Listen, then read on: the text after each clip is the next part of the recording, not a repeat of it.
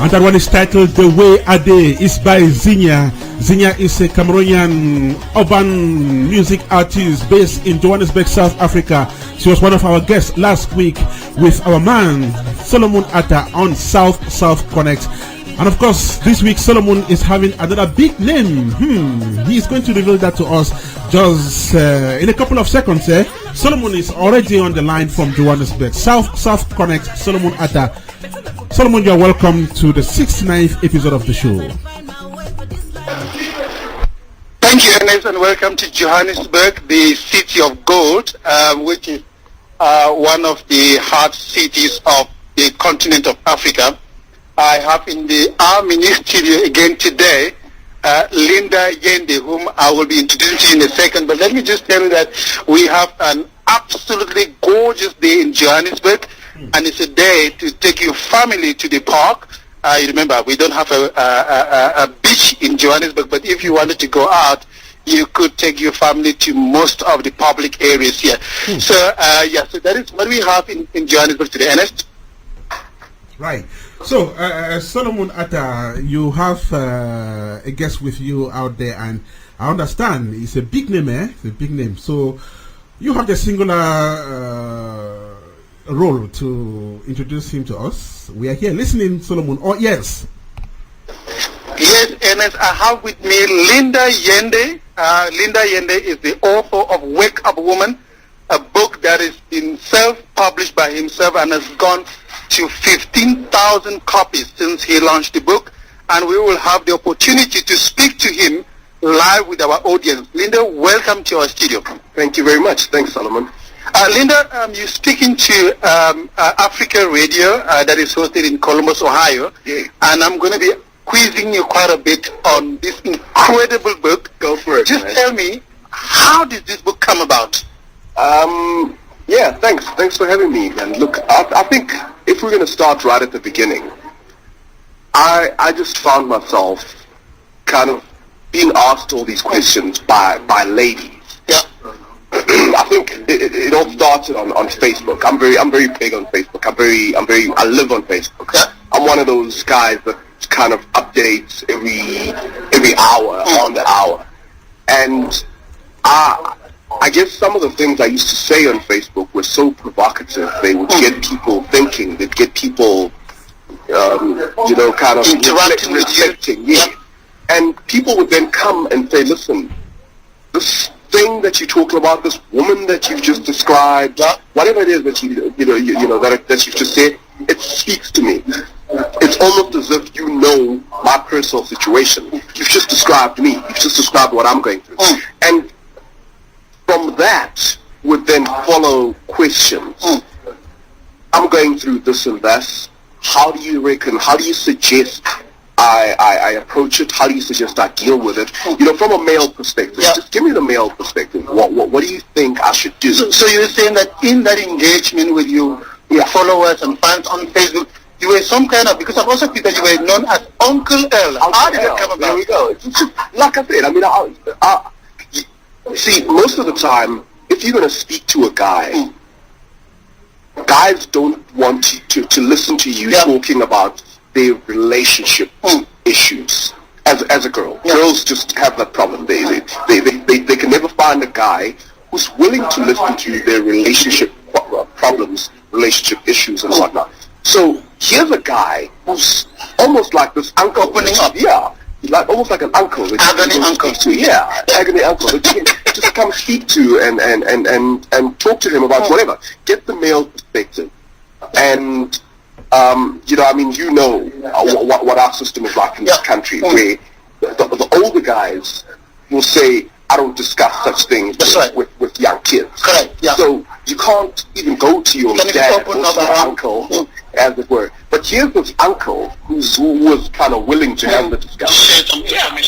So from that kind of flowed the notes, which then graduated and turned into the book. Okay. So it would seem to someone listening, wherever they are listening now, that you have now kind of moved with the authority of the book, becoming a relationship expert. You know what? That's a tag that I took. I kind of accepted with a lot of reluctance, because no, honestly, because if you a guy that's a relationship expert, more often than not, will be somebody with these credentials that he puts on his wall, and he studied this degree and this diploma and whatnot. I'm not that guy. I'm a guy that's just lived, and I've lived. Life is my bad boy. That's what you say. Yeah, look, I have. I'm not going to deny that. There's no way I deny. A lot of what I write about, a lot of the guy that I speak about in the book, in many ways, used to be me. Yeah. I've been there. I've lived a lot of these experiences. So you would say this is some kind of atonement? It's atonement of sorts. It really is, because I sit there and think to myself, there's a lot of things that I've done to women. There's a lot of things that I've done without even knowing that I was kind of hurting somebody, without knowing that I was doing something so wrong. Yeah. Excuse me. There's a phrase. It's become quite popular lately, which says something along the lines of, I think it was a Bob Marley quote, if I'm not mistaken, which says, a real man does not does not make a woman fall in love with him if he's not willing to catch her. Oh, that's quite strong. She falls. It's quite a strong thing. And I sit back and kind of reflect, and I realize that I've probably done that many times. Out of my own ego or whatever it is, where I've kind of charmed a woman. Yeah. I've used. I think I'm that guy. I can speak well. I can kind of, No. I really. I wouldn't say I'm a typical bad boy, but I definitely have my fair share. And in the middle of all of that, you'll sometimes, just for your own selfish kind of attract a woman, knowing full well that you have no intention of taking it any further. And you just doing it for the fun of it. Let me ask you, and with this question, I want to really get into the philosophy of why you wrote the book, and not in terms of the result. I know that you've gone over 15,000 copies for a self-published book. Yeah. That is a mark. We're going to talk about that a bit later. But I wanted to go a little bit more profound as to why this book. And are you writing from a women's perspective, or are you? Because I also know that most of the interactions on Facebook have been very feminine generated. Yeah. Why this book? Look, I think there's two reasons. I'm going to start with your sort of the last part of what you've asked. There's a lot of reasons why I tend to be speaking more to women. And it's because women were the ones asking the questions. Women are the only ones who are actually saying there's something wrong. Guys tend to be of the opinion, it's cool, but guys, for whatever reason, a guy will never actually, will very rarely kind of stand up and say, listen, I'm going through a hard time here, I'm battling, I'm in pain, whatever. Actually, earlier today, I put up a picture of this couple that's just broken up, and there was a twit pic of the woman wrote on her Twitter saying, "Oh, I'm so torn up. It's like I've lost my best friend and whatever. Very, very torn up." What did the guy say on his Twitter? "Oh, my hair's getting long." It's just another day. It's just another day. So, and this is what we've been taught. We've been taught to not show emotions with guys. We've been taught. I can tell you now, for all we know, he's sitting there drowning in sorrows in a lot of booze right now, and taking some who knows what, whatever, just to try and get over the pain. But the point is, the reason I speak more to women is because women were the people who reached out to me and wanted help. Who started the initial interaction? They started the process. They reached out, and in the middle of all of that, some guys kind of caught onto it and said, "Geez," because as I was saying now, the guy that I'm writing about in many ways has been me. Okay. Some of the things in there are things that I've lived. Yes, I've lived that. So I know from personal experience that I'd like to kind of go back and at the very least show the guys and say, listen, just be aware that these are the ripple effects of when you do some of these things. And I've had a lot of guys come back after reading the book and say, "Jesus, bro, I must be honest with you. That's spot on. And I wasn't even aware that I was putting her through this. I see. So and you know, it's a conversation. I mean, you've read the book. It's a conversation. It's not. I'm not sitting there kind of discussing this on a Freudian level or whatever. You know, there's a lot of guys out there with PhDs who will kind of break this down and talk about it. But that means nothing to the guy on the street. Yeah. It means nothing to the lady reading the book. I've written it and I've kept it very much like a conversation. Let me put it to you this way, Linda.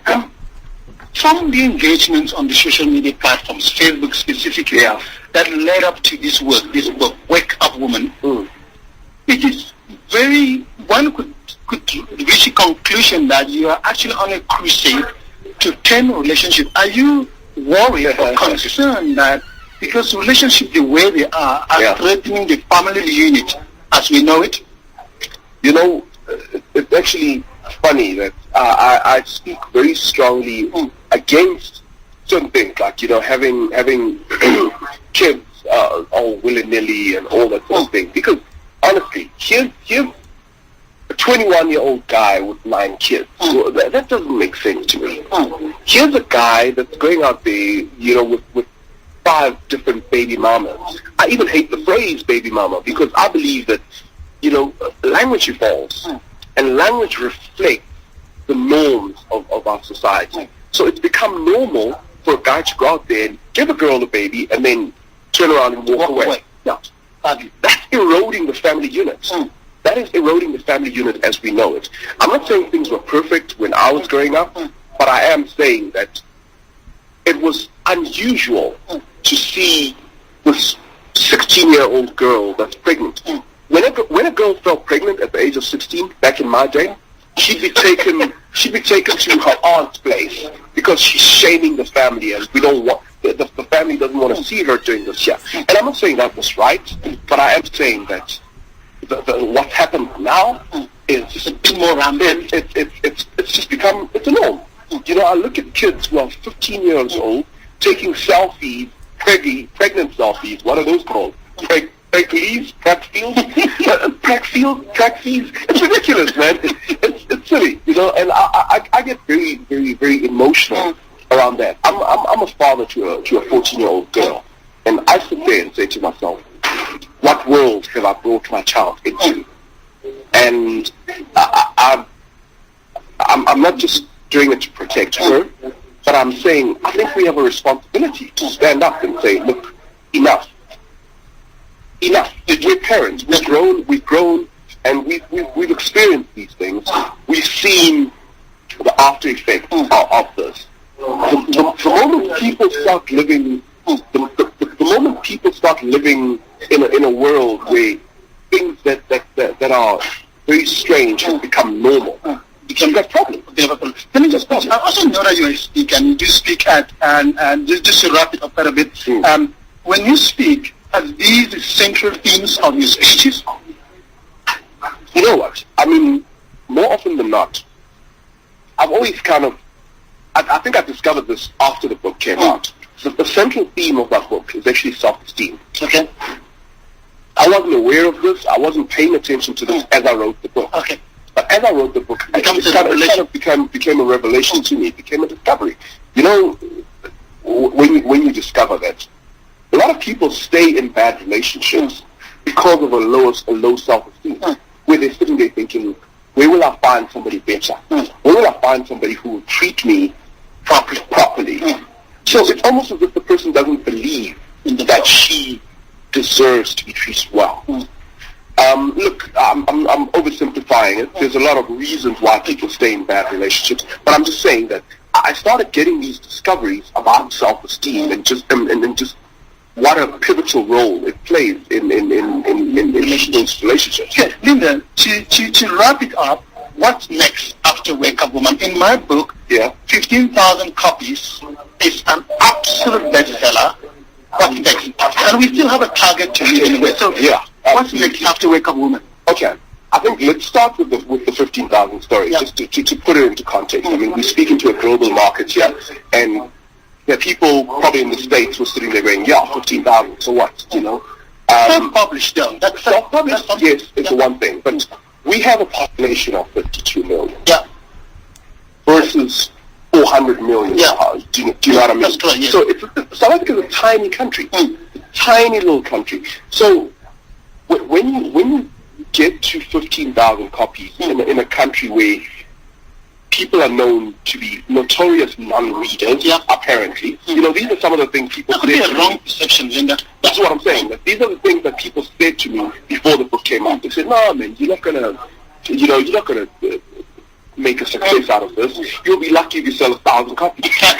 I was told that. I was told I'd be lucky if I sell 1,000 copies. You know, I mean, and I went through and started reading. You know, when you sit there and hear one of your biggest publishing houses in the country celebrating the fact that some woman's book has sold 2,500 copies, and I thought, my gosh, these people are real. You know, really, kind of confirms. Really, it kind of confirms my fear. So I kind of dipped my toe in the water. I only printed a small amount right at the beginning because I feared that.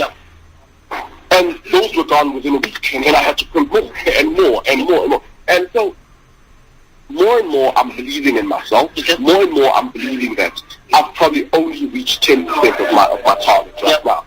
I could reach 100,000 copies. It's a bold statement. It's a bold statement. Put it out there. I'm sure I've put it out there. I've put it out there, and I'm saying make that target. This is where I'm going. Okay. Now, as for the next project, I wrote a book called Wake Up 2. Okay.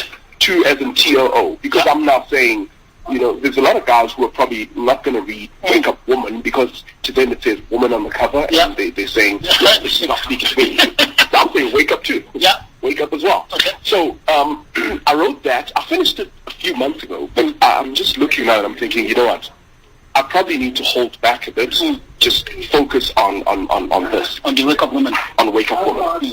However, there's a book that you and I spoke about it a few days ago. Well, maybe we'll stay with Wake Up to you because I want to give Ernest back the line. Okay, go for it. How do people listening all over the world get hold of you? WakeUpWoman.com. That's my website. And you can drop me an email. Linda@wakeupwoman.com. That's the easiest, man. Okay. Books available on ebook. It's available hard copy. So yeah. Okay. Ande Yende, thank you very much for talking to African Cocktail on African Radio. Thank you. Ernest, there you have it. I've been speaking to Ande Yende, author of Wake Up Woman, and that's us from Johannesburg on a lovely Wednesday morning. And I look forward to talking to you and your listeners next week. And what would have made news?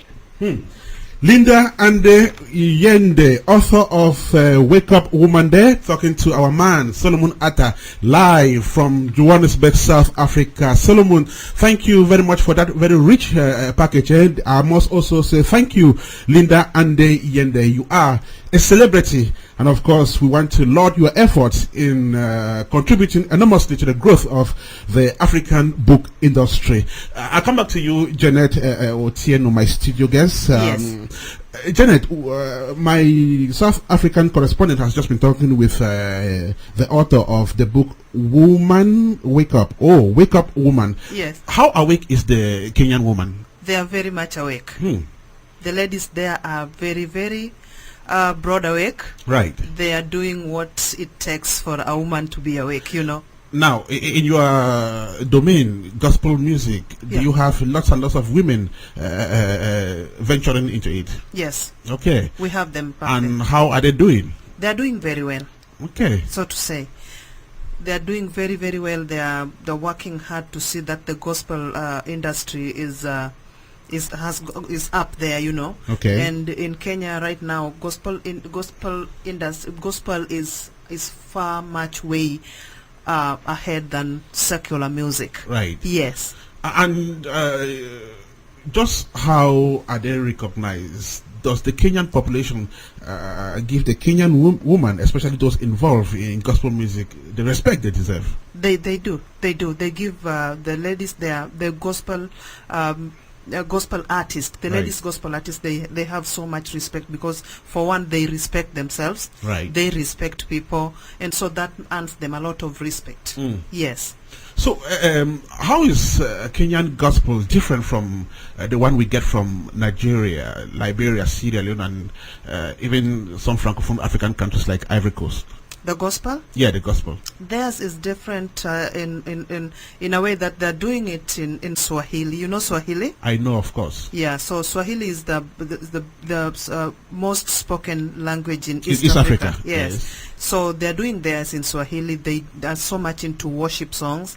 And you know, when we talk of worship songs, you capture the hearts of people. Right. So that is why I'm saying that they're doing very well.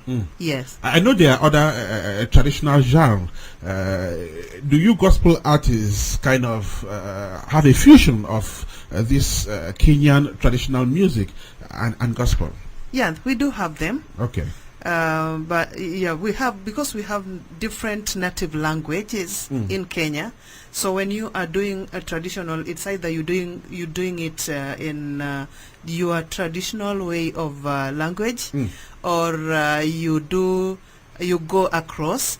But we have a few of them back there. Right. Yeah. Okay, some salient information we're getting there from our studio guest Janet Otieno, Kenyan gospel artist who is live on Africa Radio and of course on African Cocktail today.